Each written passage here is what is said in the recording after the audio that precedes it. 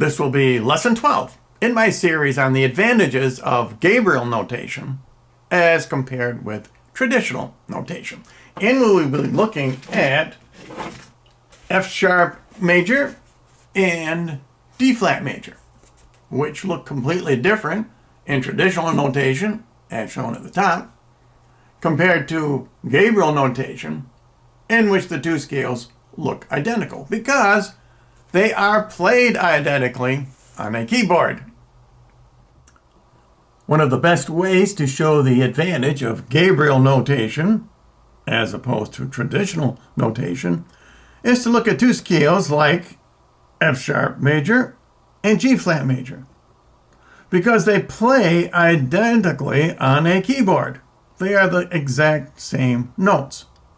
However, if you try to read F sharp major, you have to remember that there are 6 sharps in the key signature, and none of these notes are played except for one as they are printed.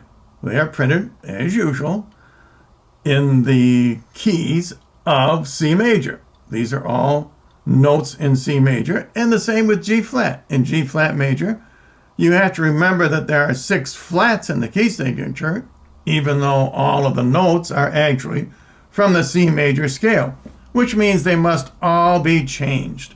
You have to remember that each of these notes must be played a half a tone below, whereas with F sharp, you have to play each note a half a tone above what you read. Of course, with Gabriel notation, that problem is solved. There is a slight difference between G flat and F sharp in the shape of the note heads to indicate the difference between flats and sharps. Not that it matters with a piano, but with instruments that can distinguish, you can read the difference between an G flat and an F sharp. But otherwise, they are identical because they play identical. It looks as if all these intervals, for example, in F sharp and G flat are the same as you go up the scale, but they are not.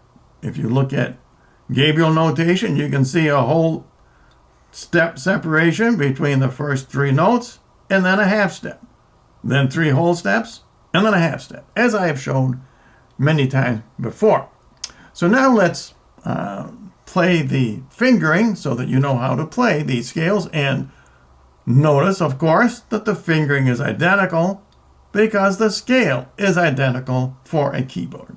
So let's look at the fingering in the treble clef, and of course you start with G flat, second finger, 2, 3, 4, thumb under for the C flat, which is actually B, 1, 2, 3, thumb under again, 1, 2.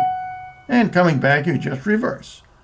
2, 1, 3, 2, 1, 4, 3, 2. Now please notice that the notes as expressed in the bass clef are identical in the position as those in the treble clef, and that's because they are the same notes except 2 octaves lower. So let's play those notes, starting with G flat, or in other words, F sharp, G flat, the same note, 4, I'll show it over here, 4, 3, 2, 1, that's a B, it's the only one that's the same in traditional notation, and of course it's a white key, 1, and then the third finger over, 3, 2, 1, 2, and going back in reverse, 2, 1, 2, 3, thumb under, 1, 2, 3, 4. And that concludes Lesson 12 in my series on the advantages of Gabriel music notation as compared with traditional notation. And all of these examples can be found on my website, thirdeaglemedia.com. You can print them off, you can practice the fingering. And if you want to graduate to more complicated music, there are 96 pages of music transcribed into Gabriel notation on my thirdeaglemedia.com website.